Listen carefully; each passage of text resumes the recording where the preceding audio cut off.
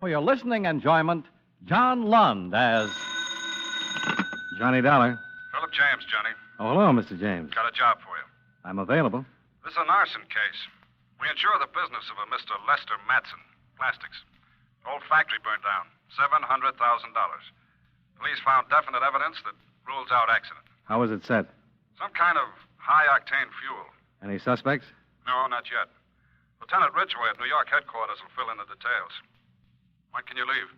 Oh, a couple of hours. Fine. Good luck, Johnny.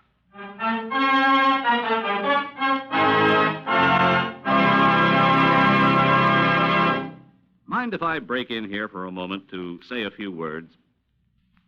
Just the other day, I was having lunch with a group of newspaper reporters. We were talking about the government and what goes into its operation when a thought struck me.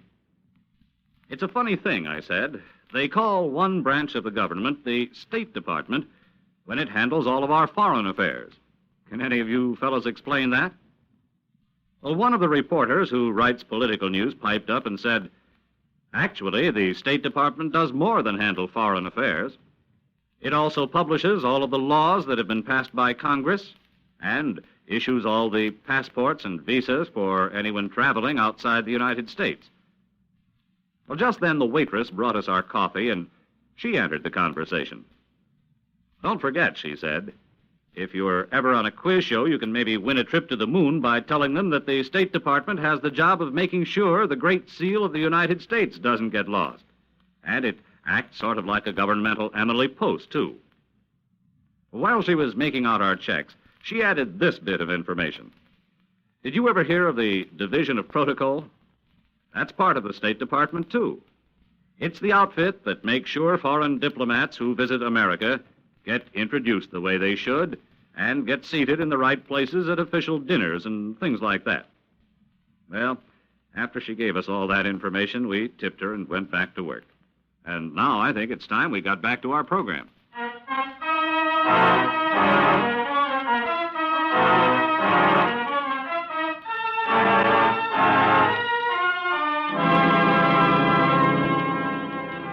Expense account submitted by Special Investigator Johnny Dollar to Home Office, Columbia All Risk Insurance Company, Hartford, Connecticut. The following is an accounting of expenditures during my investigation of the Lester Matson matter. Expense account item 1, $17.55, train fare and incidentals between Hartford and New York City. I arrived in New York, registered at a hotel, and rented a car, which I drove to police headquarters. Lieutenant Ridgway was a tall, nice-looking man with a pleasant smile and a firm handshake. Glad to help you as much as I can, Mr. Dollar. Sit down. Thanks, Lieutenant. Now, how much do you know so far? Only that the Matson plastic factory burned down. Not all the way, but nearly. And that you suspect arson. Positively. We made our report to your company, Mr. James. Yeah. He told me about the high-octane fuel. Mm-hmm, in a 10-gallon can. The night watchman heard the explosion, but by the time he got there, the fire was out of control. He could see the can and the fuel burning. He could smell it, too. No suspects? No, not yet. Any leads? The owner. You think he did it? No, he couldn't have. He was with his daughter at a dinner party. Then you think he had someone else? No, I don't think so. But you said he was a suspect. No, I said I had a lead. He's it. Something wrong, Dollar. I don't know what it is. First, I just put it down to the natural behavior of a man who just lost his business. Later on, when I talked with him further, well, I can't really put my finger on it, but I think he's hiding something. He knows something about that fire. He's scared. And that's it? Yeah, that's it.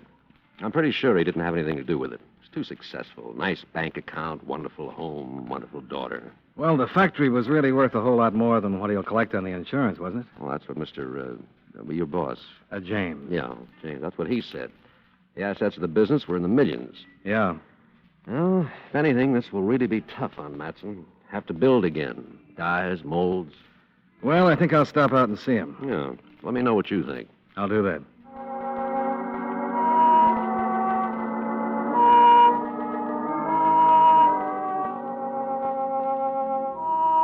The Matson home was across the river in Jersey. A big white colonial with a long circular drive that led up to the front door. A butler showed me into a spacious study, and I was told Mr. Matson would be down shortly. While I waited, I walked around and cased some of the first editions on the bookshelves. Oh. Hello. Hello, I'm Christine Matson. I'm Johnny Dollar, Miss Matson. I'm waiting for your father. Oh? Yeah. I'm an insurance investigator. Insurance investigator? About the fire. Oh, yes. You have a beautiful house. Well, thank you. Beautiful. Wonderful collection of books. Yes. I don't imagine one person could read them all. Not in a lifetime. No, I suppose not. Do you like to read, Mr. Dollar. Oh, I'm sorry. I'm so bad with names. So am I. Yes, I like to read, but I don't get much time. Been playing tennis, huh? Mm-hmm. I just got back. Do you? Not anymore. I used to play a little. Well, I guess I better get upstairs. Nice meeting you. It's nice meeting you. Will you be will you be around for any length of time while you're investigating the fire? Well, that's hard to say. I hope so. Hello, Chris. Oh, hi, Dad. How was the game? Fine. Mr. Dollar? Yes, sir. I'm Lester Matson. How do you do? You two have met? Yes. Yes, I was just on my way upstairs. See you later, Dad. Goodbye, Mr. Dollar. Goodbye. Well, your company notified me you'd be coming down, Mr. Dollar. You have a seat. You're an investigator. That's right. Well, the police have already made a pretty thorough investigation. Yes, I've talked with Lieutenant Ridgway. Well, I can't tell you any more than I've already told them. You were at a party the night of the fire? That's correct. It's all in the report. With your daughter? Yes. When did you find out about the fire? When I arrived home, Mr. Dollar, I explained to That you... you've said everything to the police, yes. That's right. There's absolutely nothing I can possibly add at this Mr. time. Matson, you're insured with my company for a lot of money. Hardly what I lost in the fire. I'm aware of that. But I have a job to do, and this is an arson case. That's what the police say. A night watchman says so, too. He could have been mistaken. In the excitement, he could very easily... Mr. Matson, what difference does it make? It makes a great deal of difference. Your factory burned. You've suffered a considerable loss. I certainly have. I can understand how that would make a difference. But a fire's a fire. If you didn't have anything to do with it... I most certainly did not. Then why so much concern about whether it was deliberately set or not? Well, wouldn't you be concerned if somebody deliberately set fire to one of your factories? About the fire, yes, but buildings burn down all the time. Fires are started deliberately all over the country. I am sure this one was an accident. Well, accident or the work of a pyromaniac. If you're clear, you'll get the insurance. You think this is the work of a pyromaniac? Seems like a pretty reasonable assumption. But you're sure it was an accident? Oh, I don't know. I just don't like the idea of a fire like that being started deliberately. I admit it's a little frightening. Yes. You have to understand, a business like mine, so many inflammables, it's a little terrifying to think someone would deliberately start a fire. Well, what if it had happened during working hours? That's not very probable. Well, I've read about fires in hotels. People burned to death, deliberately started by some madman. Yes, the firebug would have a good chance in a hotel. He wouldn't be seen so easily. Most of the people in their rooms, and he could get in and out easily. And most of those fires are started during the night sometime. But a busy factory in the daytime isn't very likely. Well, I sincerely hope you're right. I'm just going by the records. You see, I have 2 more plants. Let's hope I don't turn out to be the exception to the rule. I doubt it. Now, if you don't mind, Mr. Matson, I've still got to make a full report to my company. Oh, certainly. I'll give you all the information I can.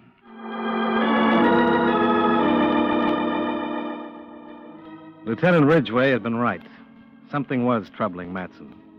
Until I'd suggested the possibility of a firebug, he was determined to convince me the fire was simply an accident, and he'd been resentful of the impending interrogation. Then the pyromaniac angle had given him some kind of an out, because he'd relaxed immediately. While I questioned him about the details of the fire, he seemed actually cheerful, even resurrected a few old bromides that I politely chuckled along with. But he told me nothing I hadn't already learned from the lieutenant, so I thanked him, shook his hand at the front door, and climbed back into my car.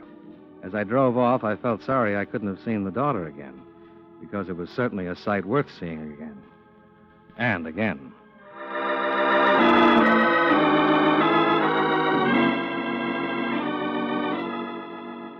I arrived back at the hotel, went up to my room, and put in a call to Lieutenant Ridgway. What'd you think? Yeah, something's bothering him. Yeah, I know, but what? Did you ever mention the possibility of a firebug having been responsible for the fire? To Matson? Yeah. No, I don't think I did. Well, I mentioned it to him, and he liked it. What do you mean? Until I did, he was determined to call the whole thing an accident. When I suggested a pyro, he made a complete about-face. Oh, he was subtle about it, but he forgot the accident theory. That's right. Yeah. He seemed actually relieved. Oh. What do you think it means? I don't know. It could mean he knows who started the fire. If he thought we were looking for a pyro and not some specific person that could incriminate him, that would account for his letting go of the accident theory. I see. You agree with the pyro theory and hope we do the same. Oh, what could he gain? Financially, he ends up in a hole. Yeah. Insurance doesn't figure. Oh, no, he's loaded. Got all the money he needs. And it's something else. Somebody started that fire, and I'm pretty sure Matson knows who and why. Yeah, now all we've got to do is find the who and why. Well, I don't mind working on the case for a while. Have you seen his daughter? Yeah. Maybe she started the fire. Why would you do that? She's the type that could. I just met her for a minute, and I'm still smoldering.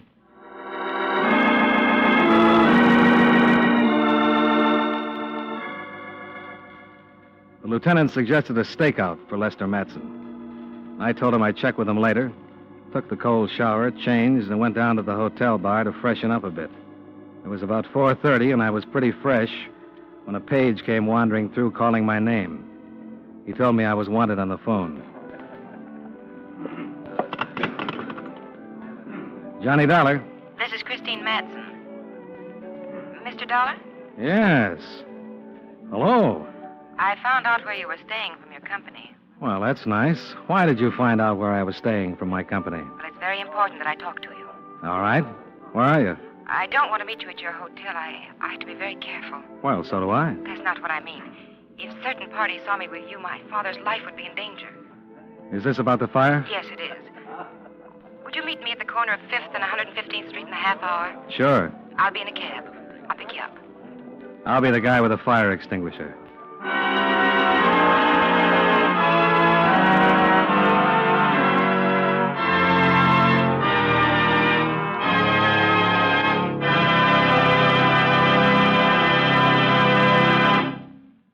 You know, many great men have attained the highest office in our land, the presidency of the United States. Can you guess the name of this man? He has been called a lawyer by profession, a fighter by choice, and a politician by force of circumstance. And he was outstanding in all three fields. In 1788, at the age of 21, he was appointed public prosecutor for the region which is now Tennessee. As president, he was the first to introduce the National Convention for the nomination of presidential candidates. During his campaign for the presidency, his opponents attempted to smear him by an unwarranted attack on his wife, Rachel, who never recovered from the ordeal and died just before her husband's inauguration. If you don't have his name by now, here's one more clue. During the Battle of New Orleans, as Major General of the Army, he accepted the help of the pirate Jean Lafitte. Who was he? Andrew Jackson, 7th President of the United States. His life is part of your American heritage.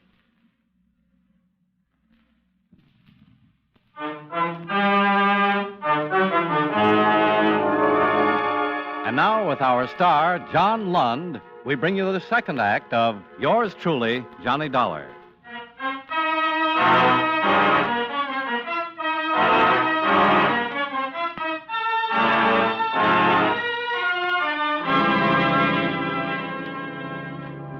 As long as the lovely Miss Matson was picking me up in a cab, I left the rented car behind and charged up expense account item 2. $1.65 for cab fare from the hotel to 5th and 115th Streets. It was getting dark by the time I arrived. I waited for about 10 minutes until Christine Matson's cab pulled up at the curb and she opened the door for me.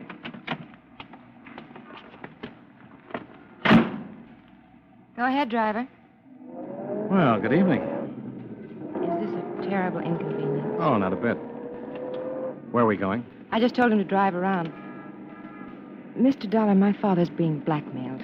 In connection with the fire? He had nothing to do with the fire, Mr. Dollar. But he knows who did. Yes. They burned the factory to frighten him, to make him pay the blackmail. You mean someone's shaking him down? Well, about a week ago, he was approached by two men. They demanded he pay them a certain percentage of the profits from his business. In return for the percentage, they guaranteed him protection. So he didn't pay, and they set fire to the factory. That's it. Why didn't he go to the police? Well, he was frightened. Well, he couldn't have been too frightened if he refused to pay them. He was frightened for me. He thought maybe he could bluff them by not paying, but he didn't want to take a chance and go to the police for fear they might really do something serious. Losing $1 million business is pretty serious. He tried to bluff them, and it didn't work. Now he's really frightened. He knows they mean business, and they've told him if the police ever find out, they'll do something a whole lot worse than just start a fire. Do something to you? That's what Dad's afraid of. And you're not? Of course I am. Aren't you taking a pretty big chance telling me about it? Well, you're not the police, and I have been very careful. I was hoping you could help without it being necessary to start a wide-open police investigation. You're not giving the police much credit. If you'd told them the same story, they'd have kept it completely undercover. Oh, I thought about it, but too many people would have to know about it. And there's always the chance of someone saying something or a slip-up. How do you know about all this? Well, my father told me, of course. Just like that? Daughter, darling, two men have been trying to blackmail me? Don't be silly. He said nothing at first. He kept it from me. But you see, my father and I are very close, Mr. Dollar. We've never had any secrets. After the fire, when I saw how disturbed he was, I made him tell me. Does he know you come to see me? Oh, no. He made me promise not to tell anyone. Well, I just had to.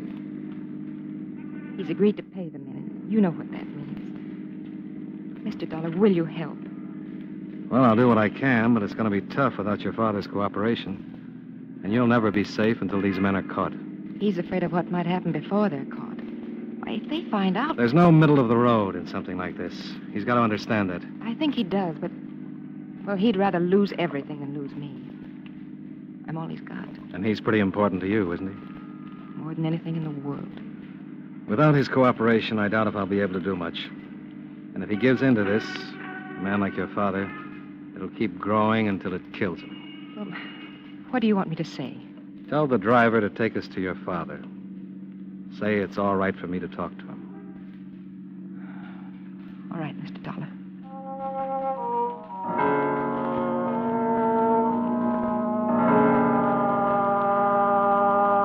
She looked as though she might cry, but she didn't.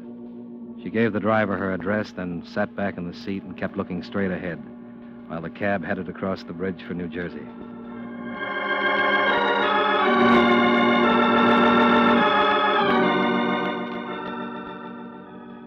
Expense account item 3, $11.75 cab fare, which I insisted upon paying after we arrived at the Matson home. The butler met us at the door, and Chris led me into the study where her father rose to greet us. Hello, Dad. Hello, my dear. Mr. Dollar? Good evening, Mr. Matson. Dad, I told Mr. Dollar. I had to. Believe me, Mr. Matson, it's the best thing. Chris? Yes. My dear girl, this can be very serious. Dad, it's already serious. I know, but tell me, do you intend to bring in the police, Mr. Dollar?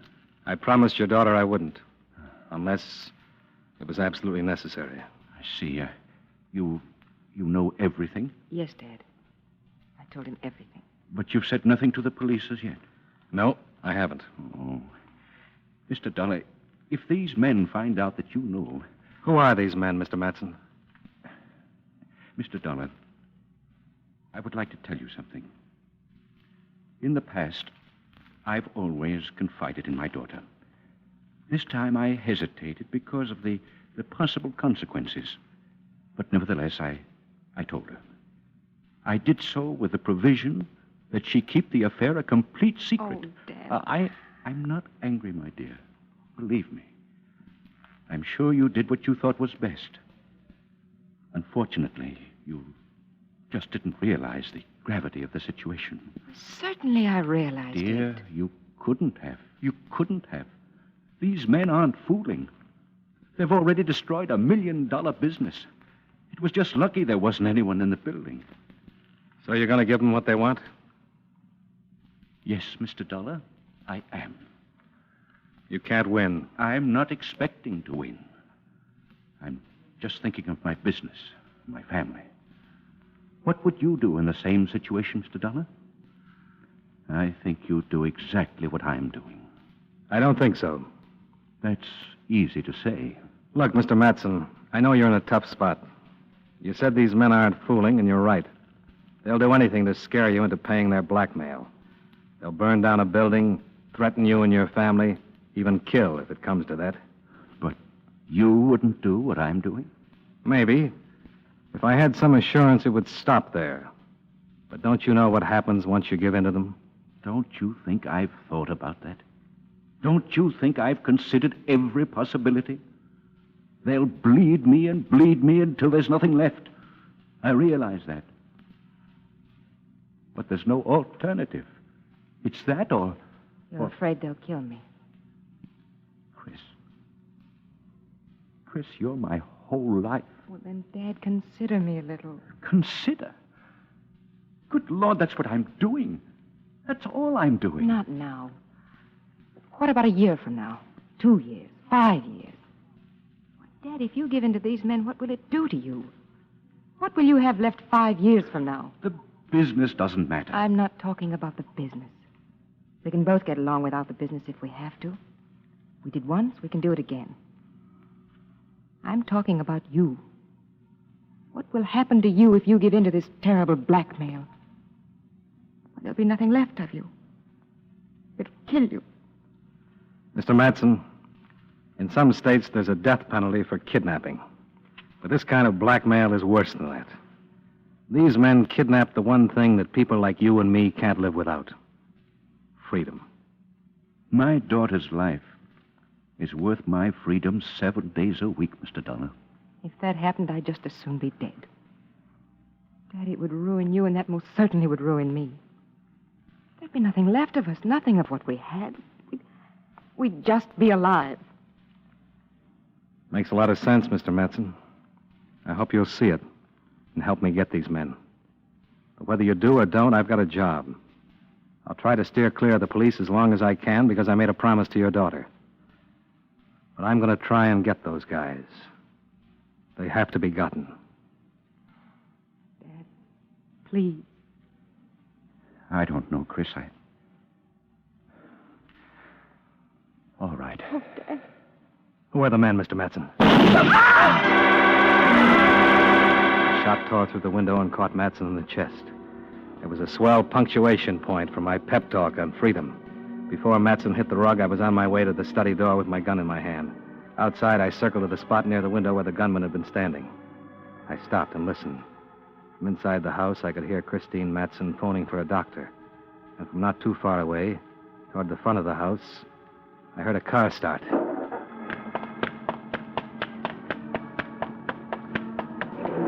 I ran out to the drive and spotted the car pulling away about 50 yards from the house.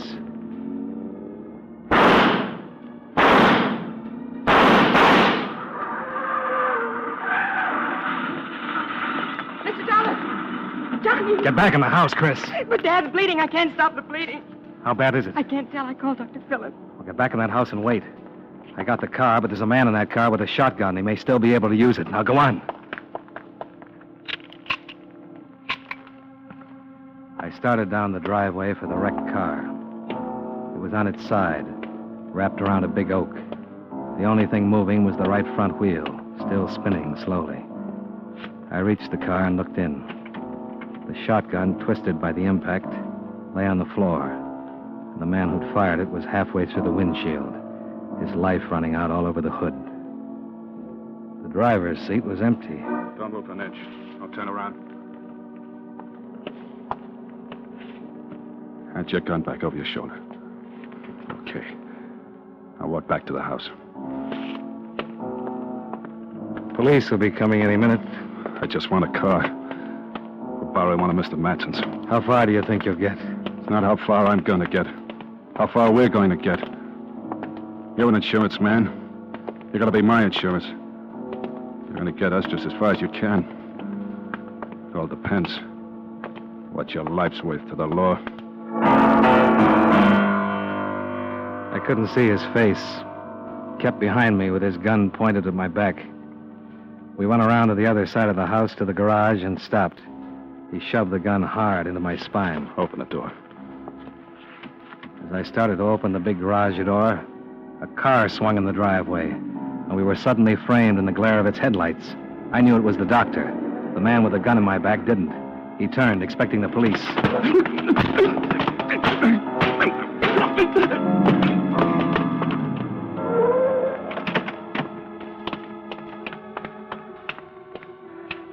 Doctor?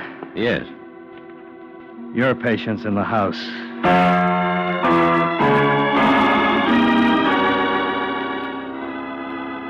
Lester Matson lived and later identified both men as those that had tried to shake him down.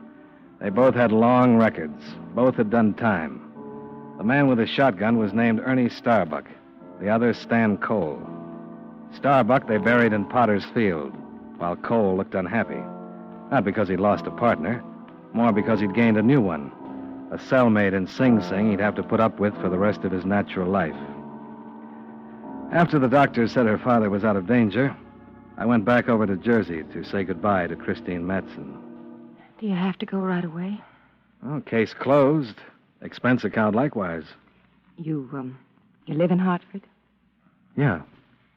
Sometimes I drive up that way. Oh? That would be nice. When does your train leave? 4:30. I don't catch that one. There's not another one until 12:15. Oh. Will you be saying goodbye to Dad? I thought I'd stop by the hospital on my way to the station. Are you going in to see him? Mm-hmm. Drive in with me. We can see him together. Maybe have a quick drink afterwards. I don't like quick drinks. No. Johnny, Yeah? would it make so much difference if you took the later train? Oh, it sure would. But, I'll take it.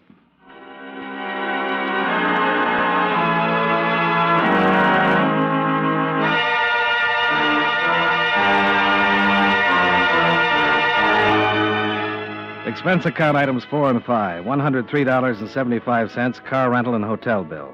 Item 6, $19.80, train fare and incidentals back to Hartford. Expense account total, $154.50. Yours truly, Johnny Dollar.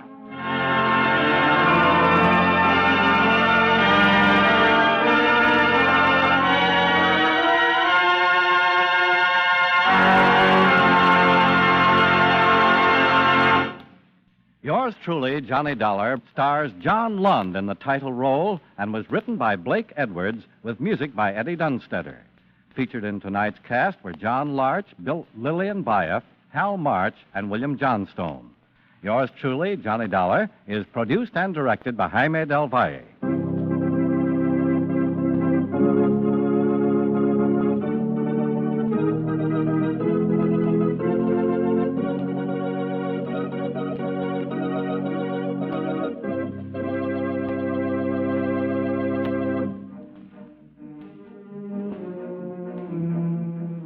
Yours truly, Johnny Dollar, starring John Lund, has come to you through the worldwide facilities of the United States Armed Forces Radio and Television Service.